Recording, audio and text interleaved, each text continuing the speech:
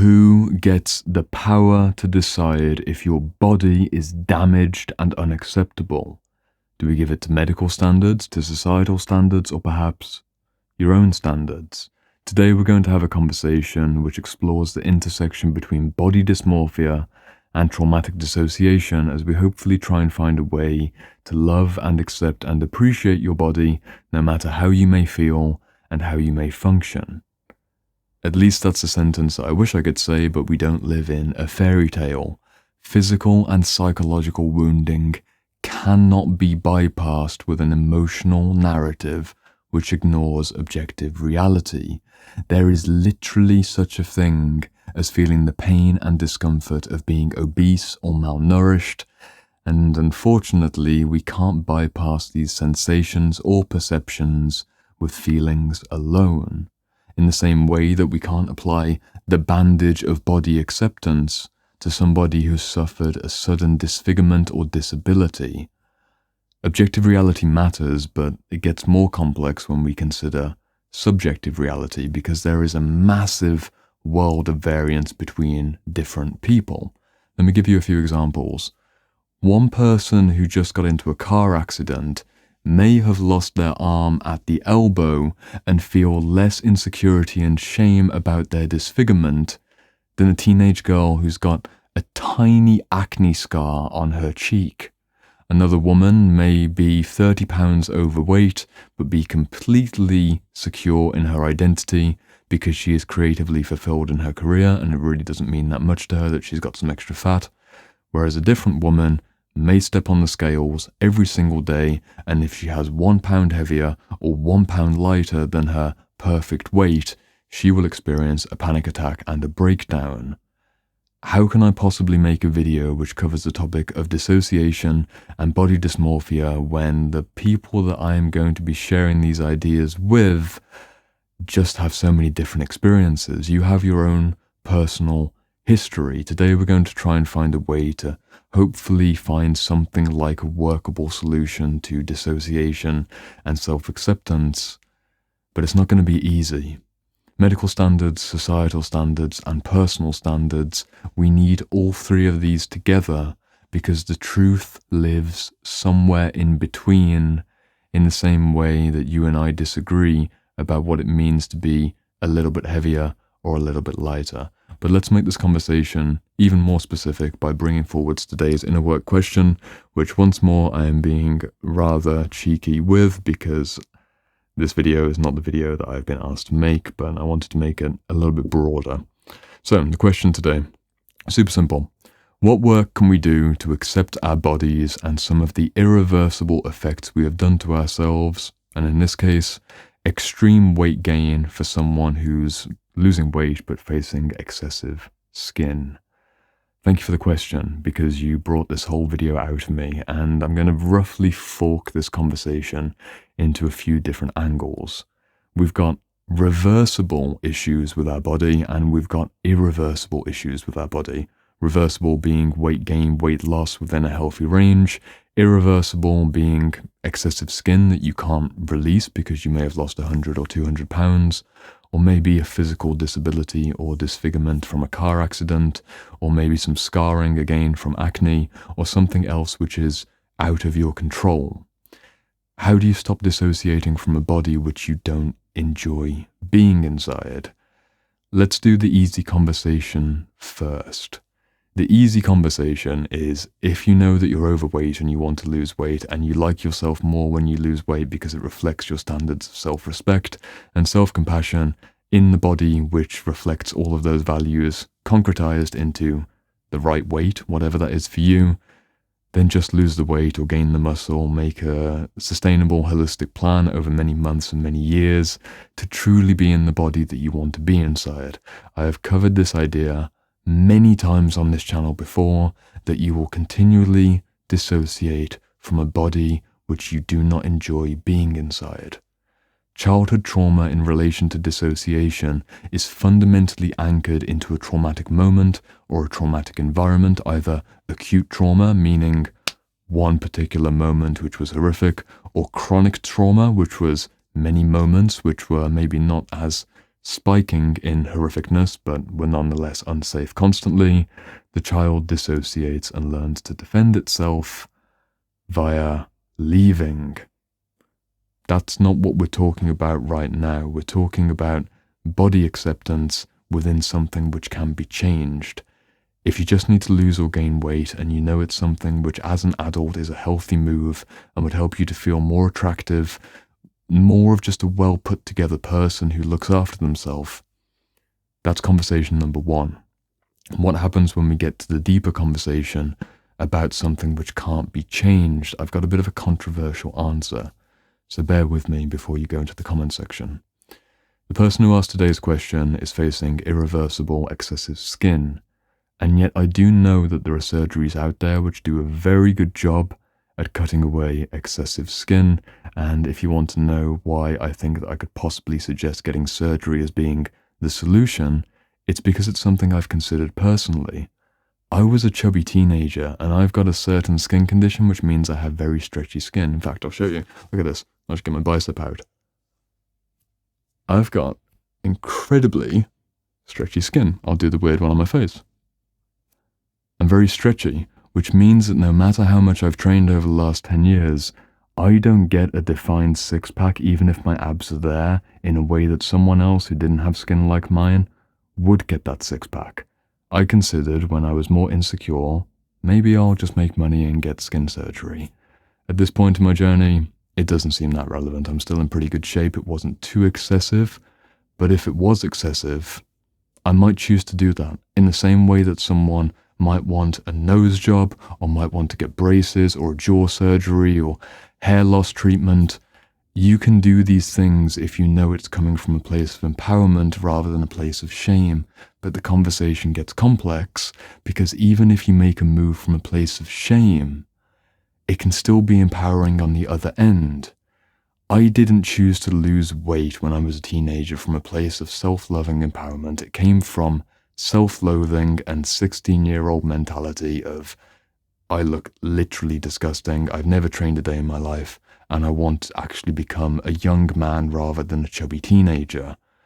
And then as I grew in my healing journey, I'm now at a point where I relate to my body in a very different way, and I don't worry if I get a little bit skinnier or a little bit more bloated or my muscle gains aren't on track, because it's a 10% move in either way or the other, and I train consistently. It just doesn't matter. But if you're in that moment where you've got a certain bodily dysfunction or like a low-grade disfigurement that really gets under your skin, and you could throw some money at the problem and resolve that, who am I to say that you shouldn't do that? But then the natural situation, which I've had when I've worked with female clients who've had breast enlargements, is, well, where do we draw the line? For young women who feel like their small chest isn't enough and isn't beautiful, does this mean that I'm then encouraging her to go and get breast implants so that she can feel beautiful and meet the societal standard, which becomes the personal standard because it's clearly not a medical standard? It's not the conversation that I want to have today, because I hope you understand that I'm not saying that in the literal. I'm trying to give the feeling of empowered, genuine, authentic choice making, that if you do enough reflective processing before you go through a surgery, you might be able to liberate yourself of the problem. But let's consider the alternative. Maybe you do not want the surgery, and it's more about you coming to acceptance with your excessive skin, or maybe your crooked teeth, or your crooked nose, or your misaligned, whatever it is, whatever particular body part situation gets under your skin. Bit of a weird metaphor there, a bit of a weird analogy even. You can learn to accept. However, you cannot bypass the grief. I don't see it working. There is such a person, as I mentioned in the example in the introduction, who could lose an arm in a car accident, and because whatever factor may be at play, they just don't feel too much insecurity. But they'll still go through grief. You lose something which is a part of you, or you have a part of you which never feels like it really is a part of you. Maybe your face really is just a little bit off, and you know that if you just had a jaw correction or a certain thing done to your teeth, I don't know all the cosmetic surgeries, I haven't studied it too much to be honest, I've never had a cosmetic surgery. You get to choose that, but if there is grief associated, you cannot bypass the grief, because then you are re-encouraging a traumatic dissociation, which will come all the way back to hit you in the future. This is the person who somehow accepts, do a practical example, the person who accepts that they're overweight and they can't change it. They're 50 pounds overweight, and no matter how many times they try, they just can't seem to lose the weight, and they somehow buy into the narrative of, well, I will just love my body as is. Let's go into the fat acceptance movement. But deep down, there's a certain part of them, a core part of them, that knows they don't really want to hold on to that weight. Because most healthy people who are in touch with their genuine desires and drives do not want to be out of that healthy range which we intuitively recognize. Someone who's overweight or underweight within a certain band will feel okay. When we get to a certain extreme, unless we've got some kind of mental disordered thinking, we cannot properly look ourselves in the mirror and truly feel, yeah, this is right. This is who I'm meant to be. But that's a reversible process. Weight gain, weight loss, that can be changed. If someone's at the point where they feel like they've tried everything and it's still not working, it might be a case that they just need to accept it. But can they truly accept it? Is it truly possible for someone to accept that they will be irreversibly over or underweight or irreversibly disabled? I don't know, and that's the answer, because it's so subjective.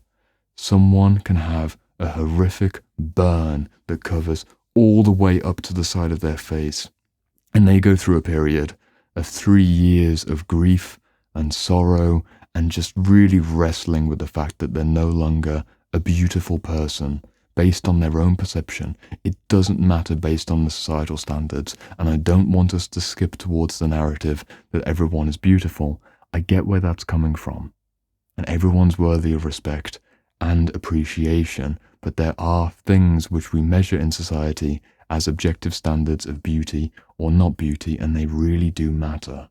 They can't be disregarded, because the attempt to disregard a beauty standard, even if it's just a personal beauty standard, will come up in the nightmares. And it will come up in those moments when you're alone with yourself, and although everyone else seems to buy the act that you're completely okay with this massive burn all the way on the side of your face, and you can be more or less charismatic, until the point where you fully, truly accept it via the grieving process and many different psychological processes, there will be those moments where actually insecurity arises and shame arises, and it is not as simple as having an emotional story. So what can we do? Let's summarize the previous conversation and then move towards a little bit of action. There are 2 general categories of body dysmorphia and traumatic dissociation. Roughly speaking, dysmorphia is about perception. It's when you're perceiving something which isn't objectively true, whereas dissociation is more of a sensation-based disorder where you feel something which may or may not be true, but usually is quite true, i.e., it's dangerous in the environment, therefore I'm leaving, or it's dangerous in this environment, therefore I'm leaving, and you dissociate from a real sensation, not just a perception, which is body dysmorphia. Perception, the role of dysmorphia, it's the role of body images and standards being all met together in this wrestling struggle. Dissociation is about sensations and safety and feelings of vitality and function. This conversation is the complex joining of both of them together, as I'm trying to generally hit on many different possible variants while also having a through line point. So here's the through line point. If something is reversible and can be changed, and you know you need to change something so that you can genuinely love and accept yourself, then put the aligned work in to actually make that change. There's no bypassing it. The emotional narrative of I love myself and I respect myself and I'm here in this beautiful body that I really, really appreciate will get stronger and stronger if it's an objective truth. If it's something which is irreversible, like excessive skin, or maybe like me, particularly stretchy skin, you get to go through a period of psychological healing. Whoop-de-doo, what a fantastic experience that is, to go through psychological healing and grieving and the dark night of the soul in regards to your body image and self-identity. And maybe on the other side you will accept yourself. But it's worth considering that there may never be a full acceptance because the situation is unacceptable for you.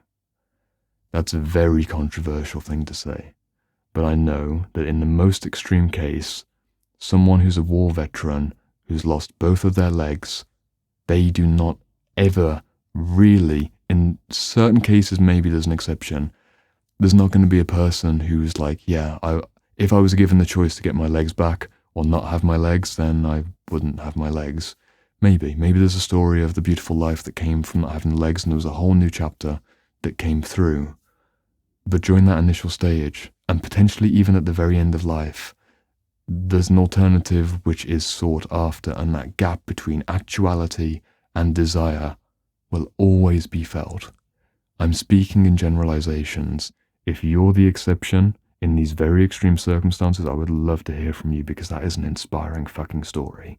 But to have that story being the standard that we all measure ourselves against may not be the most psychologically healthy thing to do.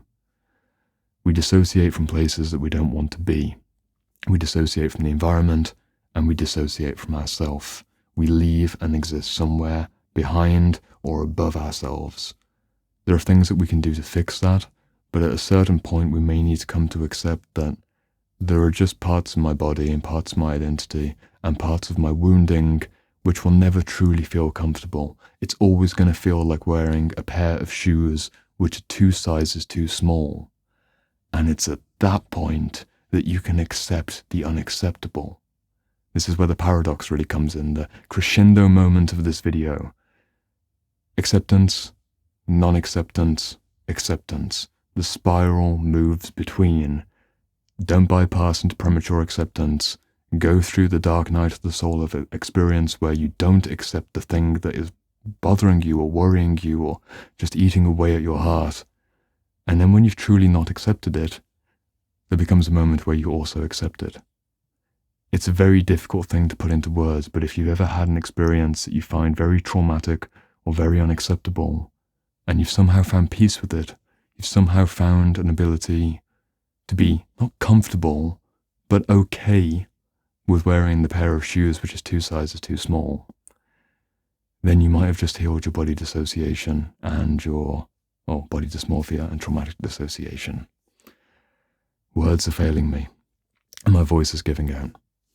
What I hope to be the single takeaway of this video is that there is a space between objective and subjective reality, and as an autonomous adult, you need emotional honesty to actually get towards the point of self-acceptance and consistently living in your body without dissociating to desired fantasy states or trauma-based survival responses.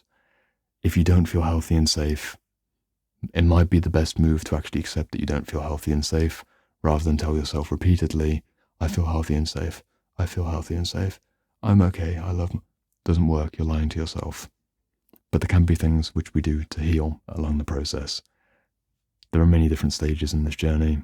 I don't know where you're at particularly in the particular thing that you're thinking of right now, but I hope that this creates an opening of possibilities and at the very least releases you from that idea that you need to rush towards body acceptance and full acceptance and appreciation of your identity exactly as you are right now, to be healed and to be sane and to be released of all of these old toxic ideas which just don't need to be held on to. That's the ultimate point that we're aiming towards, but the middle ground in between might need to be an application of the exact opposite energy, which is the unacceptable, actually, I don't like this kind of energy. It's a bit of shadow work. Going round in circles here, but that is the healing process. If you want to take it towards a place which is incredibly actionable and incredibly direct, then it's time for us to get to the gym, because the next video is talking about weightlifting and yoga, and if we need both of these to heal from our trauma, spoiler alert, you might.